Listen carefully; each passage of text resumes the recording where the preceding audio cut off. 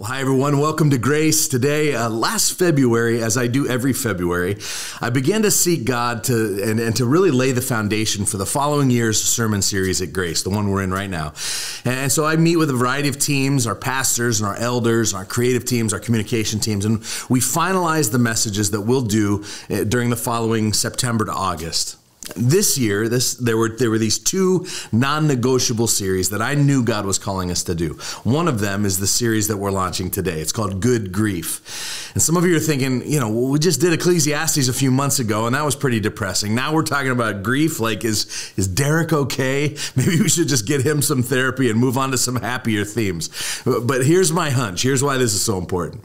As we've walked through these last 3 years together of just global upheaval, I think we're also suffering from a kind of collective grief. Some people think that grief is only connected to, when somebody dies, but grief is more than the loss of life. It's about the losses in life. Maybe you grieve the loss of a missed opportunity or a relationship or the loss of a job or the loss of your health or the ability to do what you used to do. We all know grief. And COVID brought with it tremendous loss. Like, we all lost the world we knew. Some of you feel like you lost a year of your life. Our kids lost a year of school or a year of sports. Our country lost kind of a workforce or a supply chain. Some of you lost your livelihood. You lost progress that you'd been making in your mental health. You'd lost financial stability. Some of you literally lost someone who died. And so I recognize that there are some of you here today who are grieving something very specific. Like, when I say the word grief, you're right there with me. You're walking through it right now. But others of you, it's just kind of dawning on you. Like, you're going, I am feeling loss over something, or I am sad about that thing. And I never really put it into the category of grief, but that's probably what it is. And so it would be easy for us to just rush right past this collective grief to the more encouraging aspects of faith, like joy and peace. But I think there are treasures to be found if we learn to walk through grief in a healthy way. Like, there are thoughts for us to refine and attitudes to adjust and a faith to deepen. On the other hand, grief can have a really negative effect if you allow it to build up in your life over time. That grief is going to start coming out in surprising ways, sometimes in rage or anger, sometimes harsh words or isolation or depression. But so many of our unhealthy reactions to life are the result of unmanaged grief. So here's my big idea today. The goal is not to get over your grief, but to get through it. In other words, it isn't something that you need to conquer and then just move past. It's something that you'll walk through and learn and grow and see what God has for you in all of it. And listen, if you're not personally wrestling through grief right now, I promise you know someone who is. And so please take everything that we're going to learn from the scriptures and use it to help yourself and to help them. And there are a few outcomes that I really hope to achieve this month. These are the desired outcomes for this series. The first is to help you identify your own grief and then learn how to walk through it. Second is to discern how you might help others who are grieving. Third, to learn and practice an ancient biblical response to grief called lament. We're going to be doing that at the end of every message. And then fourth, to encourage Christian community as one of the key support methods for walking through grief. So here's what I know about every one of us. You either know someone in a crisis, you're in a crisis yourself right now, or you're getting ready to go into a crisis and you just don't even know it yet. And I think what we learn this month is going to be helpful for everyone in every stage. So there was this Swiss-born psychiatrist, Elisabeth Kubler-Ross, and in her book on death and dying, she popularized this thing called the 5-stage model of grieving.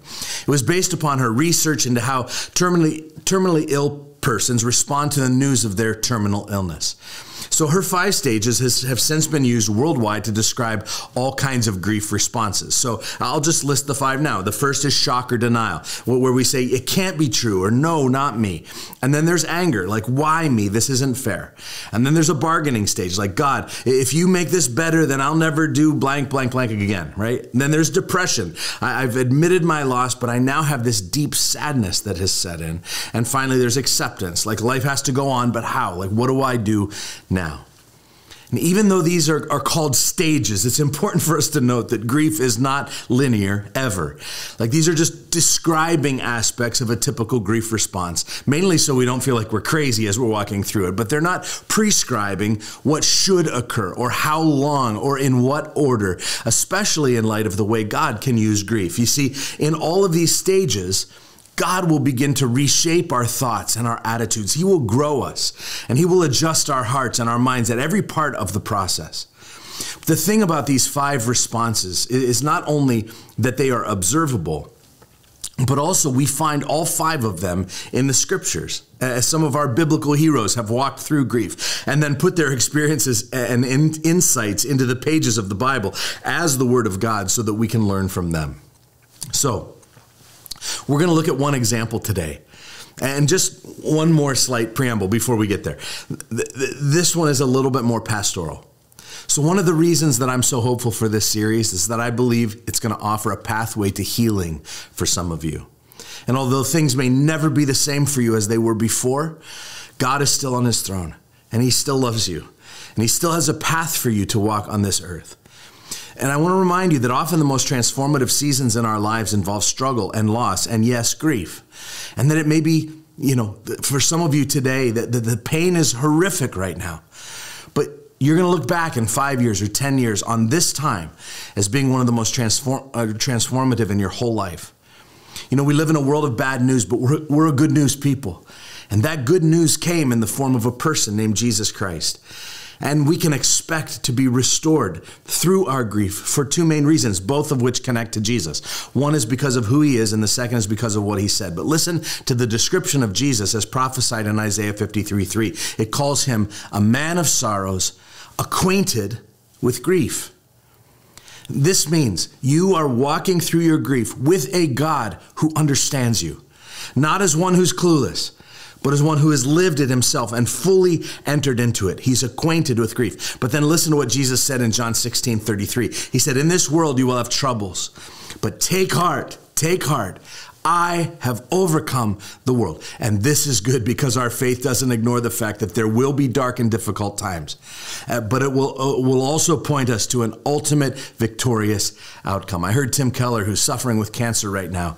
An interviewer asked him recently, what would you tell someone who's grieving and suffering right now?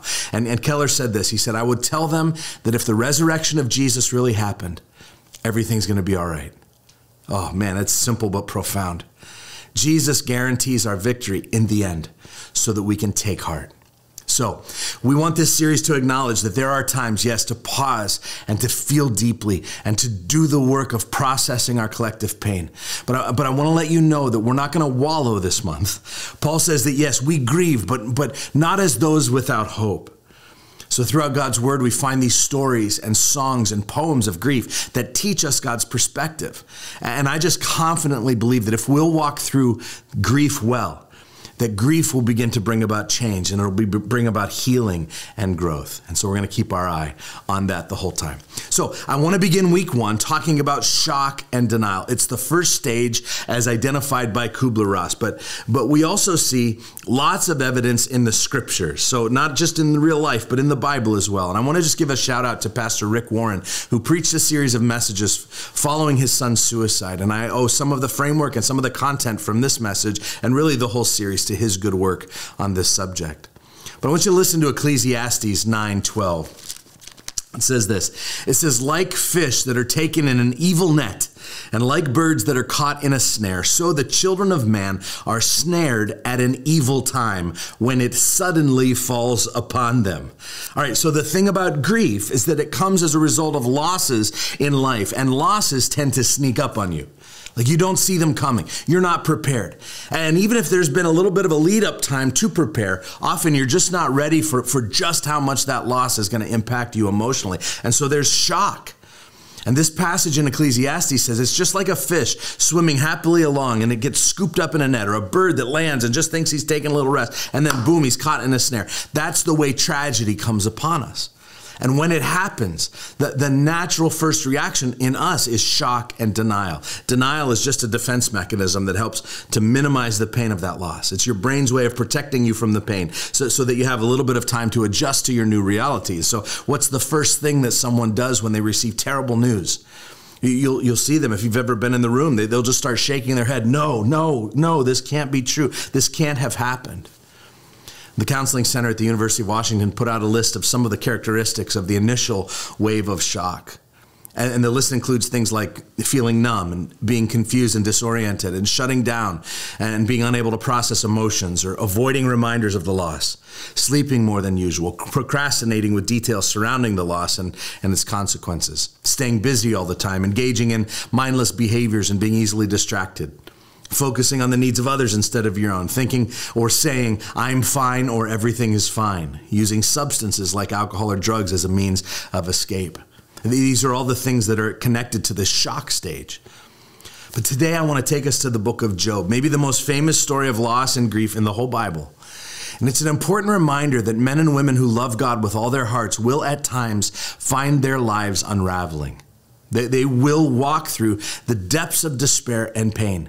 Even godly people will have to suffer. Anyone that claims if you follow Jesus, you're fine, that they haven't read the story of Job. And so Job is like suffering on steroids. And let me just briefly catch you up on the story of Job. Life is going great for Job. Spiritually, financially, relationally, he has found great success in life. He has a big and thriving family, and then everything collapses at once. Job is told that terrorists have come and destroyed his property, just decimated his homes, his buildings. They've either stolen or destroyed all of his livestock. Then also, all of his employees and servants were killed by these marauders. And worst of all of his 10 children were dead. Next, Job loses his health. His body's covered with boils and sores. He loses the respect of his wife. His wife turns against him. And instead of taking his side, she says, here's my advice, dear husband, love of my life. Here's what I would do if I were you. Curse God and die. Well, that's sweet, honey. Thank you, dear. Then his friends come in. And eventually it goes pretty wrong with his friends, but they actually start out well. And so I'm going to pick things up here as Job's friends come to him after all of this tragedy. And before I share some lessons for those of you who yourselves are grieving today, I want to draw out a couple of insights about what to do if you have a friend who's in the shock or denial stage of grief. Look at Job 2:11 through 13. It says, now when Job's 3 friends heard of all this evil that had come upon him, they came each from his own place. And they made an appointment together to come to show him sympathy and comfort him. And when they saw him from a distance, they did not recognize him. And they raised their voices and wept, and they tore their robes, and they sprinkled dust on their heads toward heaven. And they sat with him on the ground 7 days and 7 nights and no one spoke a word to him, for they saw that his suffering was very great. So the first thing that jumps out is that Job and these friends spent 7 days and nights in silence. Job, maybe more. And what does that tell us about him? Well, he's in shock. And he's probably in denial. He's like that fish that got netted or that bird that got snared, and it all came so fast and furious that he can only sit there and stare for a week. And so again, thanks to Rick Warren, but what do you do if you have a friend in shock and denial? Here's the first thing. You show up. Verse 11 says that they made an appointment together to come and show him sympathy and to comfort him. His friends were intentional. They heard about the awful things that had happened to Job, and so they left their homes and they went to him.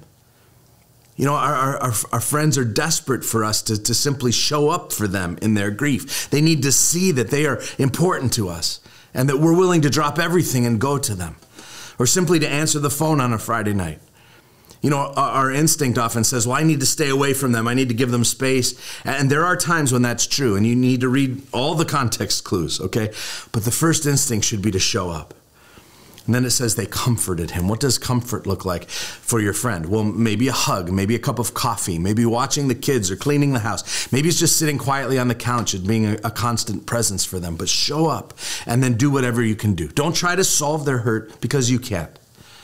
Pastor Sarah used to be a Spanish teacher, a little secretly known fact there, but she reminded me recently that in Spanish, the phrase, I'm sorry, is lo siento, which translates, I feel it. See, one of the beautiful things that we can do for a friend in grief is just to show up and feel it with them. Ecclesiastes 4:9-12 says, two are better than one. If one falls, there's another to help him up. What a pitiable state to fall when you're alone and have no one to help you up. So show up.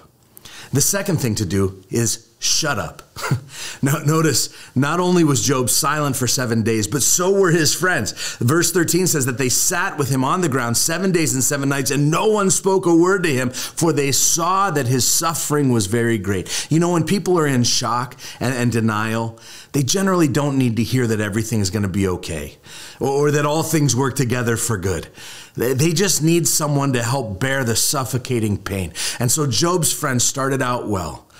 But in chapter 4, when they start opening their mouths, that's when it all starts to go downhill. In fact, eventually Job says things like, if only you would shut up and let that be your wisdom. Or you are all miserable comforters, he says in chapter 16. My personal favorite, how long will you torment me and crush me with your words? And so when someone's in shock, they don't need pep talks. They need presence. They need you to be there. I read a great article by Susan Silk that talked about this idea of comfort in and dump out. It's a kvetching order. Kvetching just means to complain. And there's a really bad drawing that I'm going to put up. You won't be able to read it, but just listen as I explain it. So you draw a circle, and in the center ring, you put the name of the person who's grieving. It says the aggrieved or the afflicted in there. The next circle around them includes their closest people, parents and children and significant others. And then another circle out is the more distant relatives and friends. And then finally colleagues, and the further out you go, the less intimate the relationship is with the grieving person. But here are the rules. The person in the center ring can say anything she wants to anyone, anywhere. She can kvetch and complain and whine and moan and curse the heavens and say life is unfair and why me? And that's the one payoff for being in the center ring.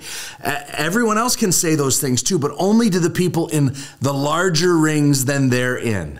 So when you're talking to a person in a ring smaller than the one you occupy, someone who's closer to the center of the crisis, the goal is comfort.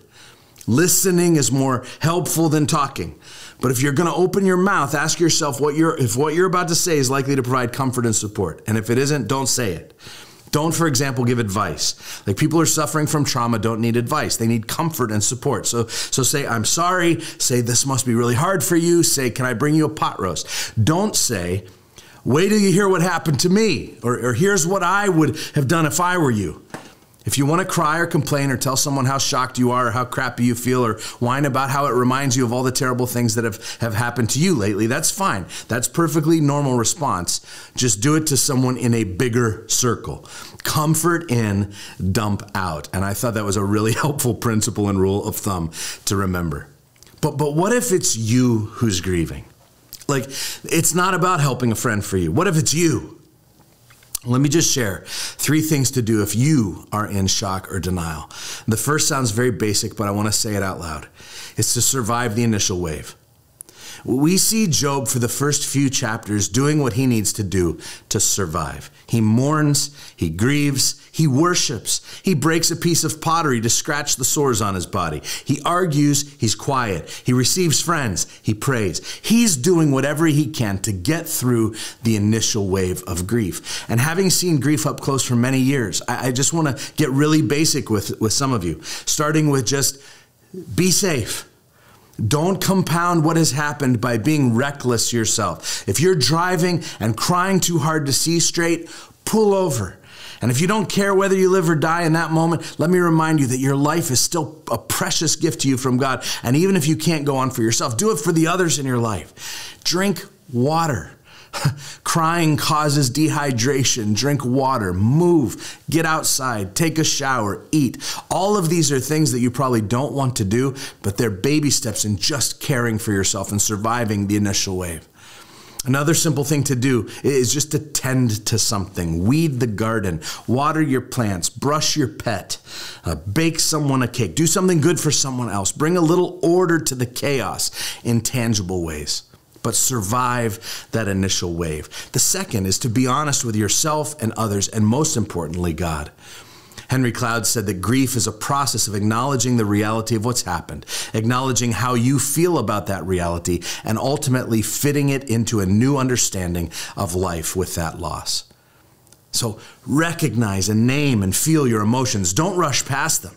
It's just as important to express your sadness as it is to express your joy. And so if you don't find an expression for this sadness, it will get stuffed down, and eventually it will come back out in very unhealthy ways. And so we go back to Job as our example. He worships God beautifully when it doesn't even seem possible. Like he famously says this phrase, the Lord gave and the Lord has taken away. Blessed be the name of the Lord. I mean, just incredible faith and worship in the midst of extreme trauma. But we also see in his honesty, Job processing through this grief and loss. Listen to this raw passage in Job chapter 10, starting in verse 1. He says, I loathe my life. I will give free utterance to my complaint. I will speak in the bitterness of my soul. I will say to God, do not condemn me. Let me know why you contend against me. Does it seem good to you to oppress and despise the work of your hands and the favor and designs of the wicked? Verse 8, your hands fashioned and made me, and now you have destroyed me altogether. So there's often a lot of confusion about how a person of faith should respond in the shock of a loss. Here's what not to do. The Bible does not say anywhere to just pretend that it doesn't hurt. Like a lot of people grew up being taught that you ought to just have a stiff upper lip and act like it doesn't hurt, and that this is just a sign of strength. Guys really struggle with this. In churches, people in churches really struggle. People sometimes get credit for being extra spiritual if something catastrophic happens and they take it in stride. They just keep moving as if it doesn't bother them. And there can be a pressure in the church almost not to grieve and then pretend that that's faith. That is not what Job does here. He is brutally honest with God. And guess what? God is big enough to handle all your emotions, all your questions, all your doubts. Take them straight to him and to your trusted friends. And if you don't have language for it, borrow the language of the Bible. Do you know what the most common kind of psalm is in this big book of Psalms? It's called the Psalm of Lament. The most frequent cries are cries that say, why, God? And God, how long? And God, where are you? And why have you hidden your face from me, God? See, during times of grief, you should really befriend the Psalms. You know, the Psalms were the first prayer book of the church. Our most ancient Christian brothers and sisters practiced prayer primarily as the daily memorization and recitation of the Psalms. Tish Harrison Warren said, praying the Psalms doesn't simply teach us to express our emotions to God. The practice also shapes our emotions. There's another book in the Bible that's actually just called Lamentations. It's a cheery little Old Testament book. As its name suggests, it's full of laments. The God of the Bible is a very big God who is not threatened in the least by people expressing their anger and grief over hurt. And some of you have been playing the quiet game for far too long. You have losses that you've never mourned. You have tears that you've never cried. And it's okay to face the sadness. I want you to hear these invitations from God. In Psalm 50:15, God says, call upon me in your day of trouble, and I will deliver you. And you shall glorify me. Lamentations 2:19 says, arise, cry out in the night. Like at the beginning of the night watches, pour out your heart like water before the presence of the Lord. Do you know why he's crying out in the night? Because when we're in grief, he's probably not sleeping very much. So what do you do when you're up all night and you can't sleep? Cry out to God. Express all of your emotions to him. So in the early stages of shock and denial, the sooner you can get to honesty, the better. The third thing is don't lose sight of hope. I know. Hope will feel like a long ways away. but just keep it in your faintest sight, right out there on the horizon line. Like when you're in a boat with no navigation and you just have to keep the shore in your sights, like even if it's just the faint glow of some buildings off in the distance, that's your focal point to make sure that eventually you can still find your way back home. Job 13, during one of his long monologues, Job says this beautiful phrase. You can almost hear the pain oozing out of it, but you know there's still a distant shoreline for him. It's in chapter 13, verse 15. It says, though he slay me, yet I will hope in him. God, I don't know what you're up to. It feels devastating. It actually feels like you're actively opposing me. You're beating me down. You're slaying me. And yet I won't lose sight of hope. I'll keep it in my distant sights. And so he said, if you're walking with a friend through these early stages of grief, shock and denial, the best thing to do is to show up and shut up. And if it's you yourself dealing with shock and denial, we learned from Job's own example to survive the initial wave, to be honest with yourself and others, and most importantly, God, and to don't lose sight of hope. Let me just encourage you with a couple of practical next steps before we turn inward and really practice this. First, will you commit to attend this series? I would also love for you just to invite some folks that you think would be particularly helpful for them, maybe friends or family who are experiencing grief or loss these days. But for you, would you just say, these next 5 weeks, I'm not going to miss a week. I just think that God honors our efforts to prioritize him and our spiritual lives. The second, though, is to get in community. This series is going to be much more meaningful if you have some people to walk through it with. Get in a life group. Find some confidants, an accountability partner that you can go through the daily readings together with over at Who is Grace Read, or text the daily questions or applications to. You can also find a group over at whoisgrace.com/lifegroups. Now, I said at the beginning that we'd be participating in the practice of lament throughout this series, and we're going to start that today. And I want to just kind of set it up and provide a little backdrop for what this is. There's a great book called Dark Clouds, Deep Mercy, and the subtext is Discovering the Grace of Lament. It would be a great one for you to grab if you're interested in this subject, and one that we're going to be using extensively during these times at the end of each message. But let me just introduce you to the idea of lament. I'll confess that the practice of lament has been a much neglected dimension of the life of our church, and in turn probably in many of your lives as well. We want to change that because it's a critical tool in activating our faith during life's most difficult moments. So we need to recover kind of this ancient practice of lament because our faith suffers when lament is missing. So generally speaking, lament is how you live between the poles of dealing with tragedy and trusting in God's sovereignty. In the middle is lament. It's how we properly bring our sorrow to God. And so without lament, we settle for inferior ways of processing our pain. We turn to things like isolation or silence or bitterness and even anger. And without lament, we won't know how to help people walking through sorrow. Instead, we're going to offer trite solutions like Job's friends did, or unhelpful comments and impatient responses. We'll also miss the lessons and the many rich biblical laments that are intended to teach us. So lament is how Christians grieve. And it also is how we learn the important truths about God and our world. And so what is Christian lament? Well, Webster defines lament generally as a passionate expression of grief or sorrow. But there's nothing uniquely Christian about grief and sorrow. Everybody identifies with those emotions from time to time. So what does Christian lament look like? Well, as people who believe in righteousness and justice and holiness, we should be grieved when we see and experience unrighteousness and injustice and wickedness in our world and in our own hearts. And so lament is meant to glorify God in the midst of all of it. So in the Bible, lament is more than just sadness. It's more than walking through the stages of grief. Here's the best short definition I can express. Lament is a prayer in pain that leads to trust. It's a prayer in pain that leads to trust. You know, throughout the scriptures, lament gives voice to these strong emotions that we believers feel because of suffering. It wrestles with the struggles that surface. Lament typically flows from at least two questions. One, where are you, God? And two, if you love me, why is this happening? But more than just questions, most biblical laments actually follow a pattern as God takes grieving people on a healing journey. And this pattern usually includes four elements of lament. The first is a turning to God. The second is a complaint. The third is a request. And the fourth is an expression of trust or praise. So that's what we're going to practice together in just a moment. Your host is going to come walk you through a time of lament using Psalm 77 as a blueprint. But before they do that, I just want to acknowledge one more time. Some of you are here today and you're really hurting.